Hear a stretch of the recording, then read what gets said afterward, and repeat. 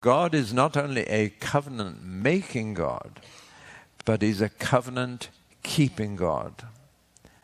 And you can guarantee that what He promises will always be. I want to just introduce you to one, the first of the covenants that He made. And He made it with a man called Noah. We call the Noah covenant the Noahic covenant. It's a very sad story, the whole thing. The earth was filled with violence. Every imagination of man's heart was only evil continually. In fact, the story contains the saddest verse in the entire Bible. And that verse is, God regretted that He had made man. Angels were having sex with human women. You see, God has made the orders of life very clearly. We're here as human beings, animals are below us, and angels are above us. They are superior to us in strength, in intelligence. They are a higher form of life. So we have animals, humans, angels, all created by God.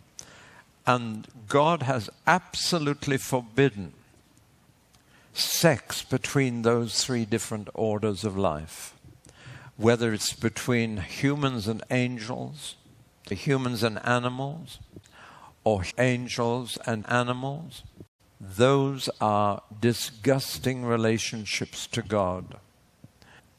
And what was happening in Noah's day was that angels and human women and angels and animals were having intercourse. And it was producing hybrids of a particularly repelling kind. The word in Hebrew is Nephilim. It means grotesque creatures. We know from a book called the Book of Enoch exactly what happened. There were 200 angels involved, and they came to earth in the region of Mount Hermon, and they had sex with human beings. And angels and animals were having intercourse. That was the beginning of occult practices in the human race. And that's when it says God regretted that He had made man. He made a decision to wipe the whole lot out.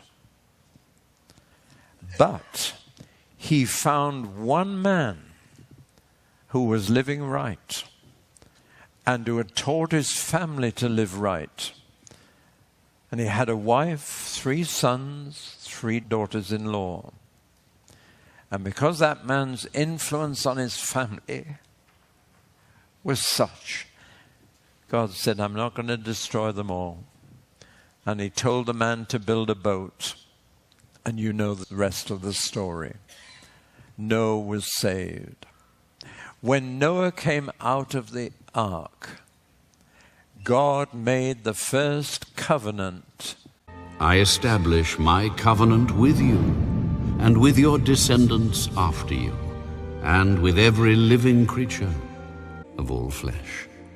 That is with you, the birds, the cattle, and every beast of the earth with you. Of all that go out of the ark, every beast of the earth.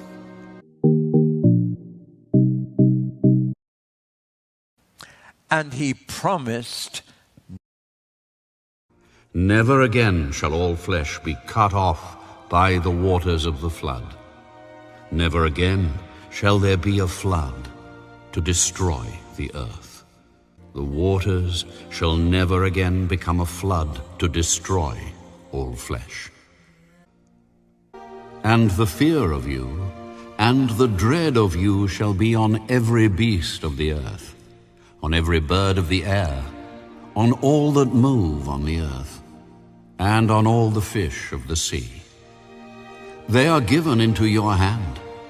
Every moving thing that lives shall be food for you. I have given you all things, even as the green herbs. The waters shall never again become a flood to destroy all flesh. I will never again curse the ground for man's sake, although the imagination of man's heart is evil from his youth. Nor will I again destroy every living thing, as I have done. While the earth remains, seed time and harvest, cold and heat, winter and summer, and day and night shall not cease. Then why are there people hungry and why are there people starving? The answer is very simple. We will not share it. It is as simple as that. One part of the world is obese and fighting flab and trying to get thinner. The other half of the world is too thin. Whose fault is that? Now let's move on to the proviso. But you shall not eat flesh with its life, that is, its blood. Surely for your lifeblood I will demand a reckoning. From the hand of every beast I will require it, and from the hand of man. From the hand of every man's brother I will require the life of man. Whoever sheds man's blood, by man his blood shall be shed. For in the image of God he made man. Furthermore, he has given himself a reminder to keep his word. And you've seen it, a rainbow. It's God's covenant ring. And he says, when I see the rainbow, I'll remember my promise. Therefore, he will go on keeping his side of the covenant.